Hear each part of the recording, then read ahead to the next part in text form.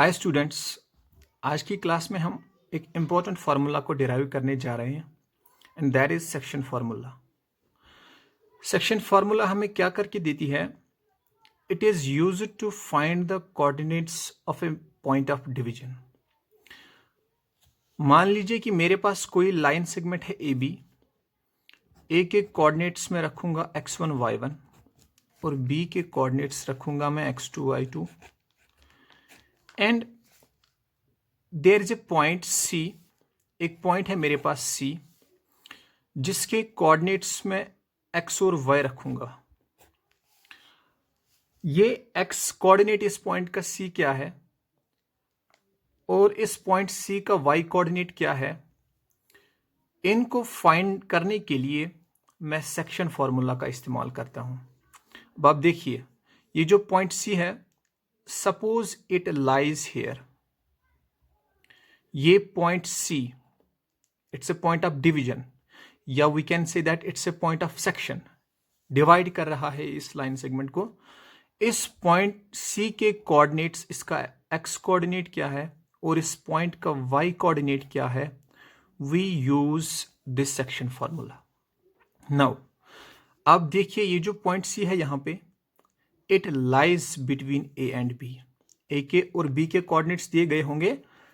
ये ए के कोऑर्डिनेट्स क्या है x1 y1 और बी के कोऑर्डिनेट्स क्या है x2 एंड y2। अब ये पॉइंट सी इस लाइन सेगमेंट को, जो इस पॉइंट ए और बी को डिवाइड कर रही है इन सम पर्टिकुलर रेशियो, मान लीजिए कि ये जो पॉइंट सी है, ये इस लाइन सेगमेंट को डिवाइड कर रहा है in the ratio m1:m2। m1 means A से लेकर सी तक की डिस्टेंस m1 है और C से लेकर B तक की डिस्टेंस m2 है। अब ये पॉइंट C इस AB लाइन सेगमेंट को डिवाइड कर रहा है in the ratio m1:m2 and we will now use this section formula and this section formula is used to find the coordinates of this point of division. ये जो point of division होता है, point of division दो तरीकों का हो सकता है। या तो ये लाइन सेगमेंट के बिटवीन लाई करेगा and that division is called internal division. Internal division means when some line segment is getting divided internally, means point of division line segment के दो एंड पॉइंट्स के बिटवीन लाई करता है। या sometimes it can also be the case that we have a line segment A B. A के coordinates x1 y1 और B के coordinates x2 y2 और मेरे पास एक पॉइंट C है, point of division, and that point of division C whose coordinates मैं x और y रखूंगा। Here in this case this point of division it lies outside the line segment AB here and this division is called external division.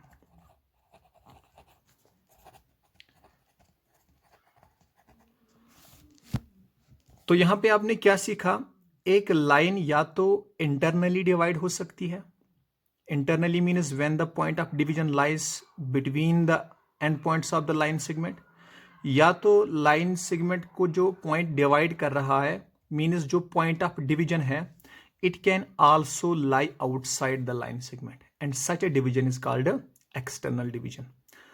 Now to find the coordinates of this point of division and this point of division we use section formula. So अगर आपसे अब कोई कहेगा कि section formula क्या है, आप कहेंगे कि sir it's a formula which is used to find the coordinates of a point of division. अगर कोई पॉइंट है मेरे पास, वो किसी गिवन लाइन सेगमेंट को डिवाइड कर रहा है, उस पॉइंट के कोऑर्डिनेट्स क्या है, ये मैं फाइंड करता हूं यूजिंग सेक्शन फार्मूला। और अगर वो आपसे वापस कहेगा कि एक लाइन सेगमेंट कितनी तरीकों से डिवाइड हो सकती है, तो आप ये कहिएगा कि we can divide a line segment, या तो हम इसको इंटरनली डिवाइड करेंगे means when the point of division lies in between the two end points of the line segment, या तो हम उस लाइन सेगमेंट को एक्सटर्नली डिवाइड कर सकते हैं when the point of division lies outside the line segment जिसको divide किया गया है। नाउ आज की क्लास में हम इंटरनल डिवीजन पढ़ेंगे, इंटरनल डिवीजन पढ़ेंगे और section formula for internal division को डिराइव करेंगे।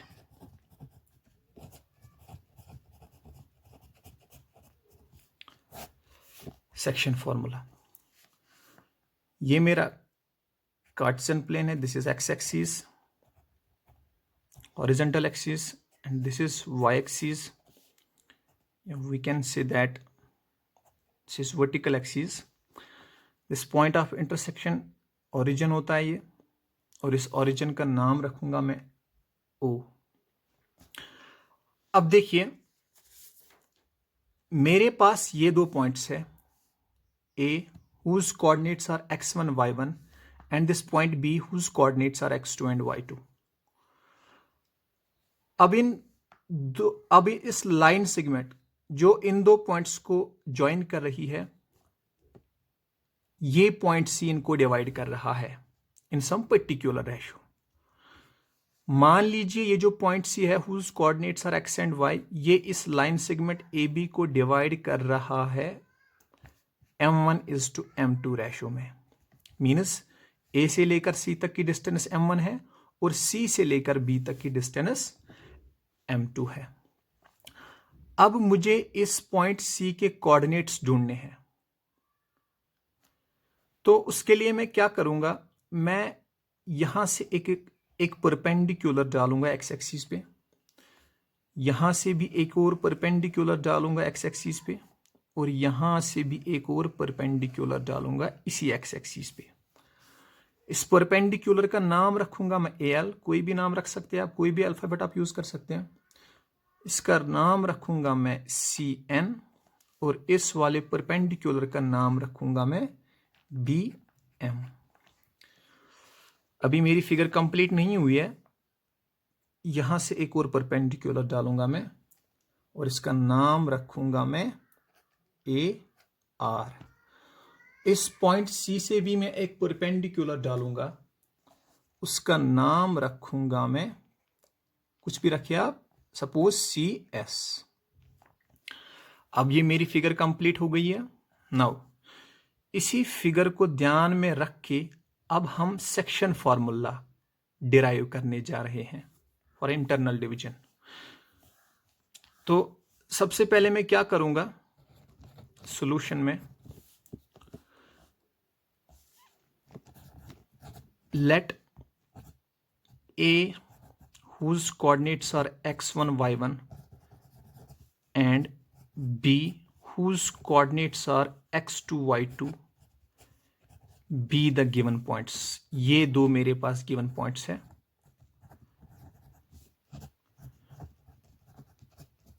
जिनको ज्वाइन करने के बाद लाइन सेगमेंट AB बन रही है। And I suppose that let C whose coordinates are x and y be the point, ये वो पॉइंट है which divides जो डिवाइड कर रहा है किसे, AB को, किस रेशो में, in the ratio m1:m2।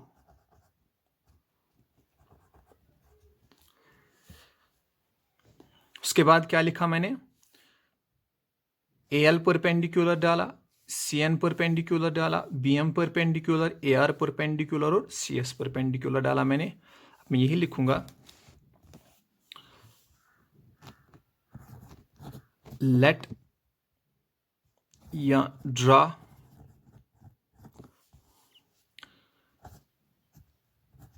AL CN and PM perpendiculars। ये मैं परपेंडिकुलर्स डालूंगा किस पे, ऑन एक्स एक्सिस पे। फिर मैंने 2 परपेंडिकुलर्स ड्रा किए इसके अलावा, कौन कौन सा, AR किस पे, CN पे, एक और परपेंडिकुलर CS डाला मैंने किस पे, BM पे। नाउ अब ध्यान रखिए, ये सारा ये गिवन था और ये मैंने कंस्ट्रक्शन की। अब मैं इसका प्रूफ लिखने जा रहा हूं, सो लिसन केयरफुली। आप ये देखिए, ARLNL जो है यहां पे रेक्टेंगल बन रहा है। क्यों? ये परपेंडिकुलर, ये भी परपेंडिकुलर है, ये भी परपेंडिकुलर है, so it's a rectangle here, and we know that the opposite sides of a rectangle are always equal। तो जितनी लेंथ AR की होगी उतनी ही लेंथ LN की होगी। तो मैं लिखूंगा AR is equal to LN। ये जो LN है it is equal to ON minus OL। LN is equal to ON minus OL। Figure देखिए आप, ON माइनस OL, ये खुद किसके बराबर है, ON मीन्स ये पॉइंट N कितना ट्रेवल कर रहा है यहां से। अब देखिए ये इस पे परपेंडिकुलर है, जितना ट्रेवल N कर रहा है ओरिजिन से यहां पे, उतना ही ट्रेवल ये पॉइंट C कर रहा है इस y एक्सिस से। और पॉइंट कितना ट्रेवल कर रहा है मैं वो शो करता हूं उस पॉइंट के x कोऑर्डिनेट से। अब जितना ट्रेवल C कर रहा है उतना ही ट्रेवल N कर रहा है, तो जो x कोऑर्डिनेट C का होगा वही N का भी होगा। तो ON किसके बराबर आएगा, x के बराबर, माइनस OL, O से लेकर L तक कितना ट्रेवल हो रहा है ये पॉइंट L, जितना यहां से A ट्रेवल हो रहा है। तो जो x कोऑर्डिनेट A का होगा वही कोऑर्डिनेट L का भी होगा। तो OL is equal to x1। अब मैं CS की लेंथ बताता हूं क्या है। देखिए ये जो CSMN बिल्कुल एक रेक्टेंगल है इसी तरह से, तो जितना CS बड़ा होगा उतना ही NM बड़ा होगा। So I will write CS is equal to NM, मगर ये जो NM है it is OM minus ON, OM minus ON। अब OM किसके बराबर है, ये पॉइंट M कितना ट्रेवल कर रहा है यहां से ओरिजिन से या y एक्सिस से। अब देखिए ये BM परपेंडिकुलर है इस x एक्सिस पे, तो जितना ये पॉइंट B ट्रेवल कर रहा है इस y एक्सिस से उतना ही ये पॉइंट M भी ट्रेवल कर रहा है। तो पॉइंट कितना ट्रेवल कर रहा है that will be showing bye it's x coordinate. अब ये दो पॉइंट्स सेम ट्रेवल कर रहे हैं तो दोनों के x कोऑर्डिनेट सेम होंगे। अब इसका x कोऑर्डिनेट 2 है तो M का भी x कोऑर्डिनेट क्या होगा, x2 माइनस ON हमने पहले ही निकाला है दैट इज x। अब मैं CR की लेंथ निकालूंगा। CR is equal to CR is equal to CN minus RN, CN minus RN। CR is equal to CN को मैं सब्ट्रैक्ट करूंगा RN, वहां से मुझे बचेगा CR। अब CN किसके बराबर है, अब देखिए जो CN है ये इस पॉइंट की हाइट है, पॉइंट C की हाइट ये है CN। इस पॉइंट की हाइट क्या है वो मैं शो करता हूं उस पॉइंट के y कोऑर्डिनेट से। तो इस पॉइंट का y कोऑर्डिनेट ये CN में कैसे डिनोट करूंगा, it's the height from this base axis, या we can say that this is x axis. ये CN मीन्स इस पॉइंट C की हाइट कितनी है, and I will be showing by the y coordinate of C, और इस C का y coordinate क्या है that is y minus RN means इस पॉइंट R की हाइट क्या है इस एक्सिस से। अब देखिए जितनी हाइट इस R की है फ्रॉम x एक्सिस उतनी ही हाइट इस पॉइंट A की भी है x एक्सिस से, तो इन दोनों का y कोऑर्डिनेट सेम होगा। क्यों, अब मुझे क्योंकि both are at the same height. Now अब मुझे इस पॉइंट आर की हाइट बतानी है फ्रॉम दिस बेस एक्सिस, उस आर की हाइट उतनी ही होगी एक्स एक्सिस से जितनी हाइट इस पॉइंट ए की है। ए की हाइट क्या है वो मैं दिखाता हूं इसके वाई कोऑर्डिनेट से, दैट इज y1। तो इसकी भी हाइट क्या होगी y1। तो आर एन की लेंथ क्या होगी, हाइट क्या होगी, that is also equal to y1। Now B S निकालूंगा मैं अब, ये B S is equal to B M minus S M.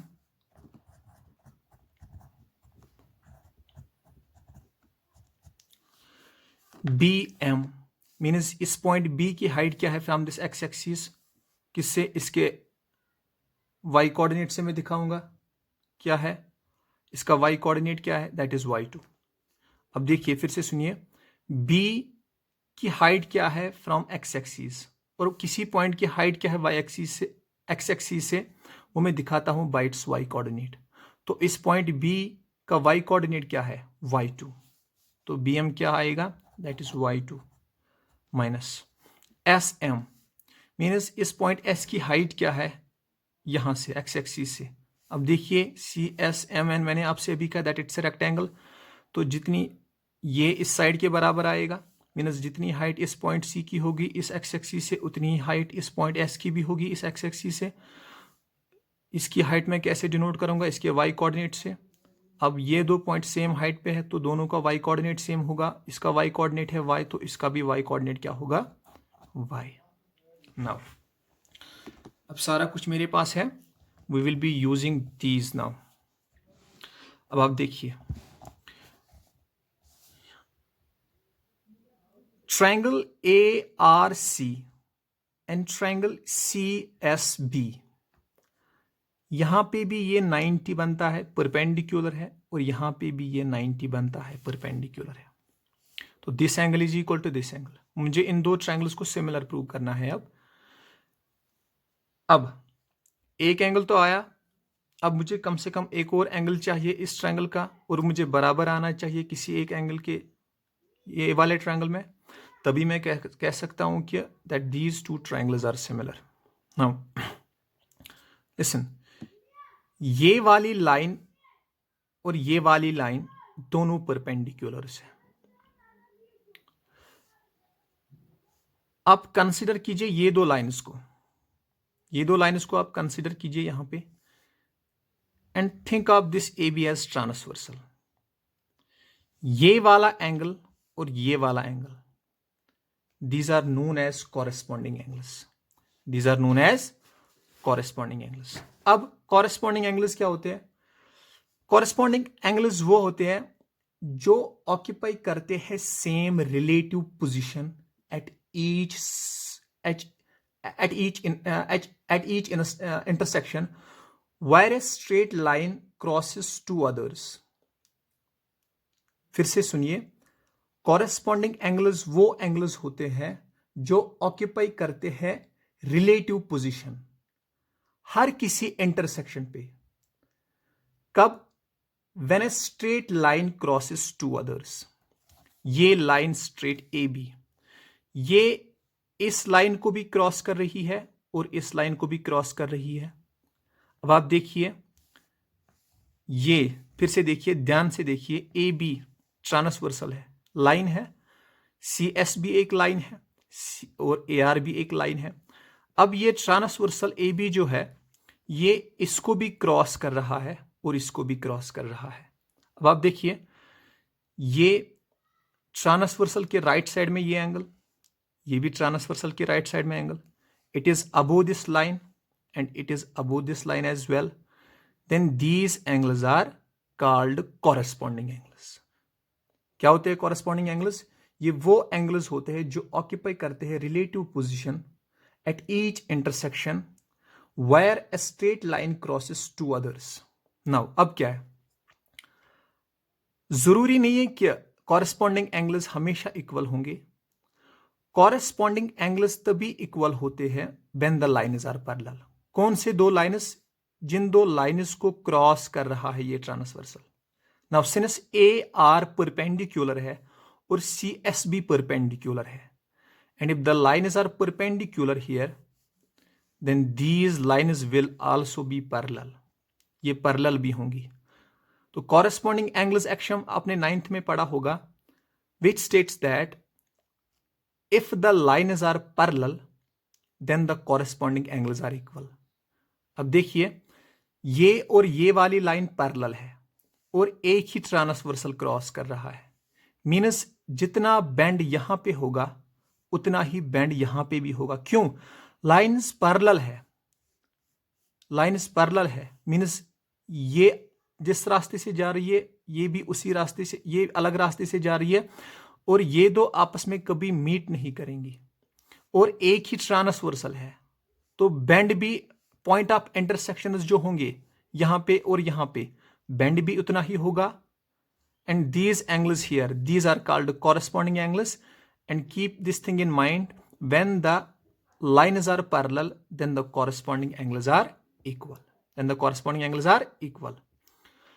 तो ये वाला एंगल और ये वाला angle, these are corresponding angles. Since the lines are parallel, then these angles will be equal. And these angles will be equal. Now, अब ये वाले triangle और ये वाले ट्रायंगल में, ये वाले ट्रायंगल के दो एंगल मुझे बराबर आए ये वाले ट्रायंगल के दो एंगल्स के. I can say that the triangles are similar by angle similarity. ये तीसरा एंगल अब इस एंगल के खुद ब खुद बराबर आएगा. क्यों? Because we know that the sum of angles of a triangle, interior angles of a triangle, they add up to 180 degrees. अगर दो बराबर होंगे तो तीसरा खुद ब खुद बराबर आएगा. तो we can say that, अब आप यहां देखिए, ये एंगल इस एंगल के बराबर, ये एंगल इस एंगल के बराबर, तो ये दो ट्रायंगल सिमिलर होंगे. So we will write, since triangle ACR is similar to triangle BCS. Which similarity? Angle similarity. Angle similarity. अब क्या है, मुझे पता है कि if the triangles are similar, then the corresponding sides are in the same ratio. ये आपने पढ़ा है ट्रायंगल्स में. If the triangles are similar, then their corresponding sides are in the same ratio.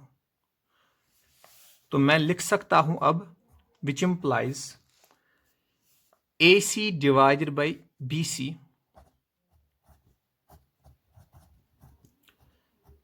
is equal to AR divided by CS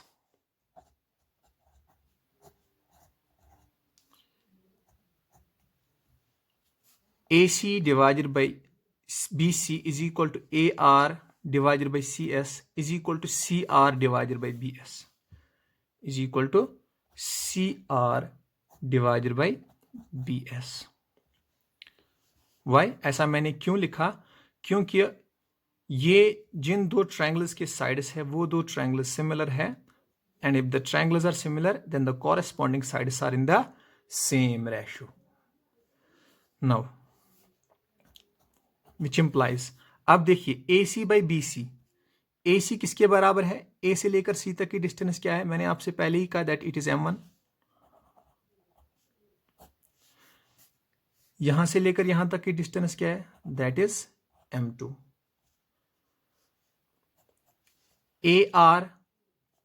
AR की length क्या है? That is X minus X1.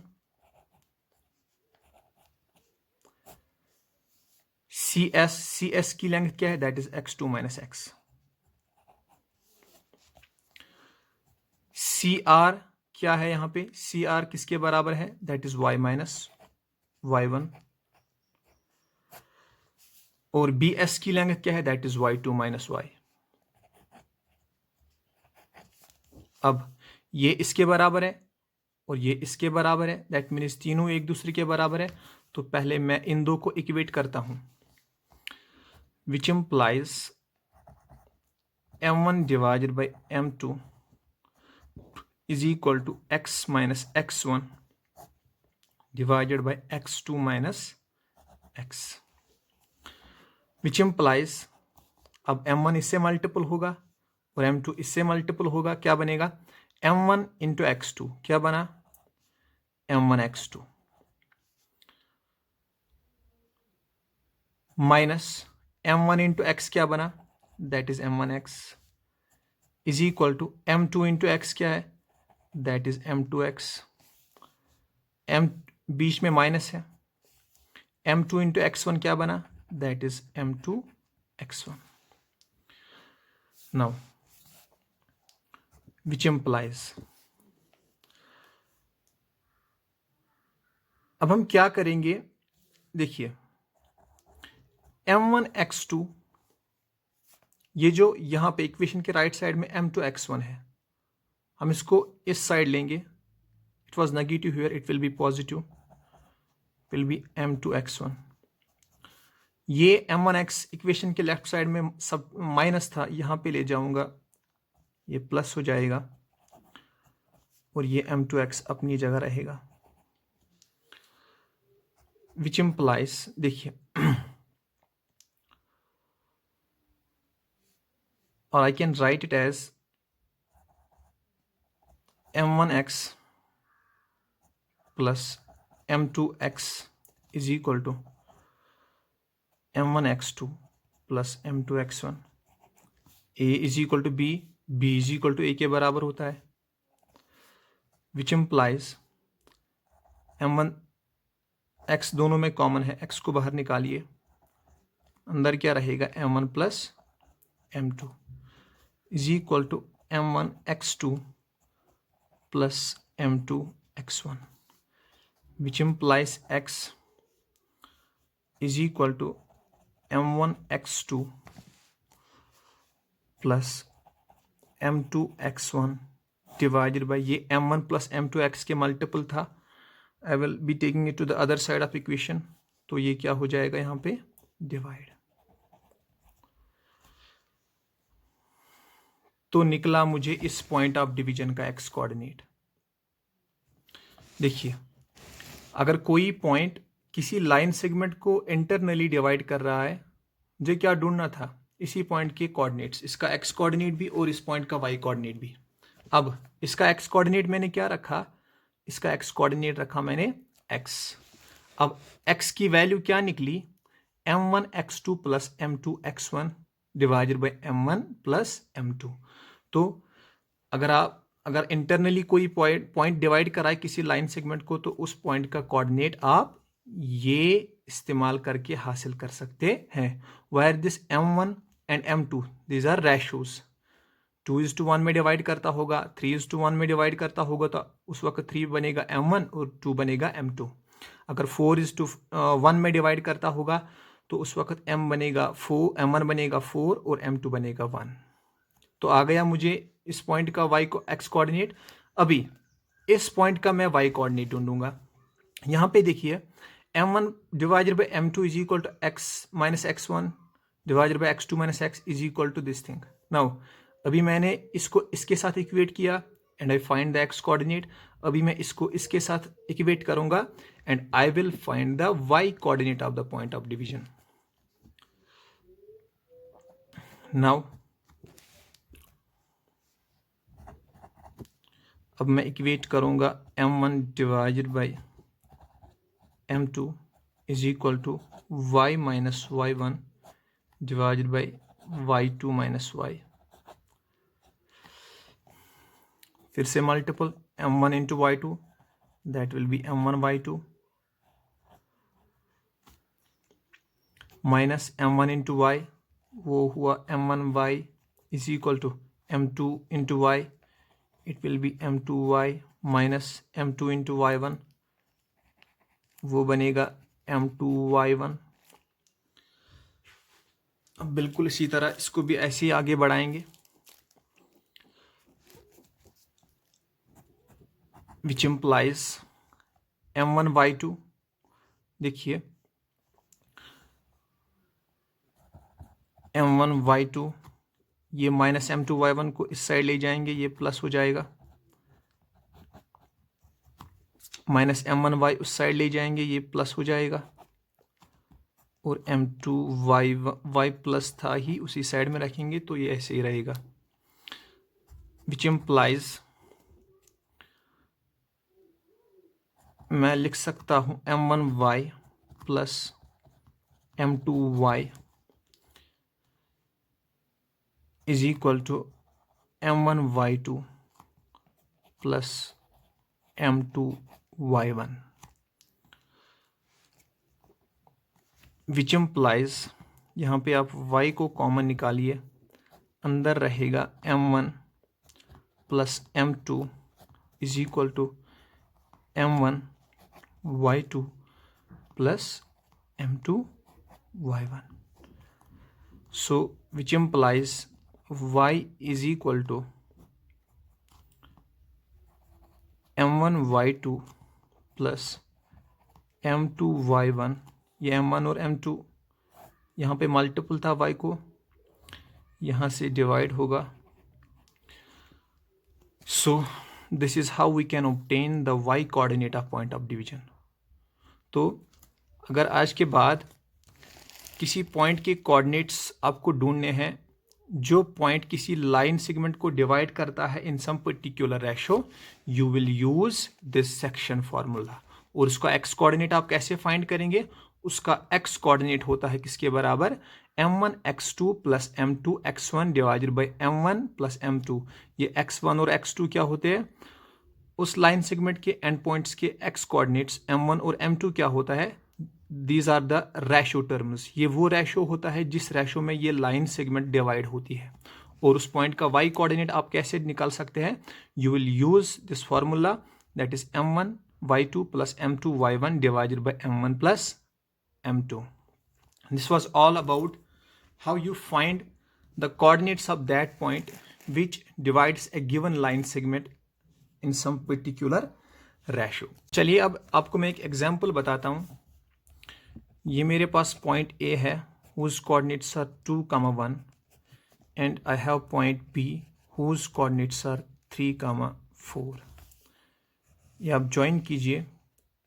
Suppose this point C whose coordinates are x and y इस line segment को divide कर रहा है in the ratio 2:1. Means A से लेकर C तक की डिस्टेंस 2 यूनिट्स और C से लेकर B तक की डिस्टेंस 1 यूनिट्स. m1 क्या है यहाँ पे? 2. m2 क्या है? That's 1. Now using section formula find the coordinates of this point C. X coordinate क्या होगा इसका? जैसा आपने अभी डिराइव किया, इसका एक्स कोऑर्डिनेट होता है m1 x2 plus m2 x1 divided by m1 plus m2, which implies x is equal to m1 किसके बराबर है? That is 2. x1 किसके बराबर है? m1 x2 किसके बराबर है? That is 3. m2 किसके बराबर है? 1. और x1 किसके बराबर है? That is 2.